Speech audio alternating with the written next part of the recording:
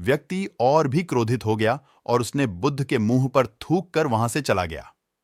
अगले दिन जब उस व्यक्ति का क्रोध शांत हुआ तो उसे अपने बुरे व्यवहार के कारण पछतावे की आग में जलने लगा और वह उन्हें ढूंढते हुए उसी स्थान पर पहुंचा। पर बुद्ध कहाँ मिलते, वह तो अपने शिष्यों के साथ पास वाले एक अन्य गांव निकल चुके थे। व्यक्ति ने बुद्ध के बारे में लोगों से पूछा और ढूंढते ढूंढते जहां बुद्ध प्रवचन दे रहे थे वहां पहुंच गया। उन्हें देखते ही वह उनके चरणों में गिर पड़ा और बोला, मुझे क्षमा कीजिए प्रभु। बुद्ध ने पूछा, कौन हो भाई? तुम्हें क्या हुआ है? क्यों क्षमा मांग रहे हो? उसने कहा, क्या आप भूल गए?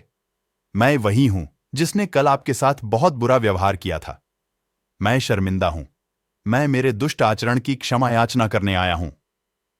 भगवान बुद्ध ने प्रेम पूर्वक कहा, बीता हुआ कल तो मैं वहीं छोड़कर आया गया और तुम अभी भी वहीं अटके हुए हो।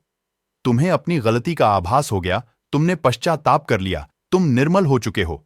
अब तुम आज में प्रवेश करो। बुरी बातें तथा बुरी घटनाएं याद करते रहने से वर्तमान और भविष्य दोनों बिगड़ते जाते हैं। बीते हुए कल के कारण आज को मत बिगाड़ो। उस व्यक्ति का सारा बोझ उतर गया। उसने भगवान बुद्ध के चरणों में पड़कर क्रोध त्याग का तथा क्षमाशीलता का संकल्प लिया। बुद्ध ने उसके मस्तिष्क पर आशीष का हाथ रखा। उस दिन से उसमें परिवर्तन आ गया और उसके जीवन में सत्य, प्रेम व करुणा की धारा बहने लगी।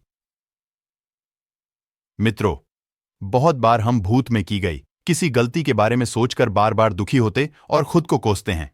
हमें ऐसा कभी नहीं करना चाहिए। गलती का बोध हो जाने पर हमें उसे कभी ना दोहराने का संकल्प लेना चाहिए और एक नई ऊर्जा के साथ वर्तमान को सुदृढ़ बनाना चाहिए।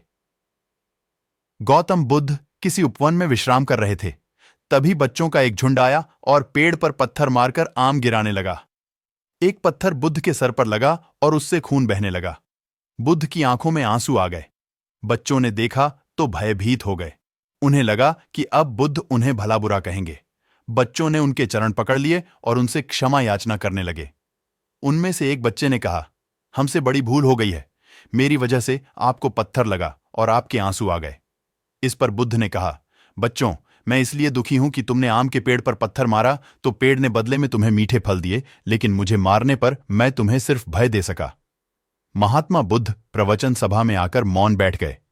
शिष्य समुदाय उनके इस मौन के कारण चिंतित हुए कि कहीं वे अस्वस्थ तो नहीं हैं।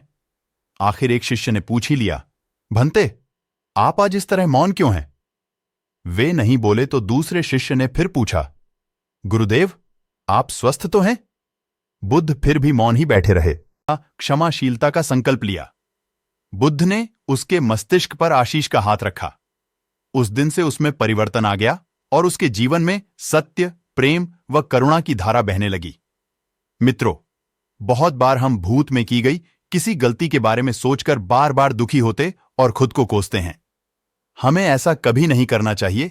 गलती का बोध हो जाने पर हमें उसे कभी ना दोहराने का संकल्प लेना चाहिए और एक नई ऊर्जा के साथ वर्तमान को सुदृढ़ बनाना चाहिए। तपस्या रूपी वर्षा और प्रजा रूपी जोत और हल है। पाप भीरुता का दंड है। विचार रूपी रस्सी है। स्मृति और जागरूकता रूपी हल की फाल और पेनी है। मैं वचन और कर्म में संयत रहता हूं। मैं अपनी इस खेती को बेकार घास से मुक्त रखता हूं और आनंद की फसल काट लेने तक प्रयत्नशील रहने वाला हूं। अप्रमाद मेरा बैल है जो बाधाएं देखकर भी पीछे मुंह नहीं मोड़ता है। वह मुझे सीधा शांति धाम तक ले जाता है। इस प्रकार मैं अमृत की खेती करता हूं।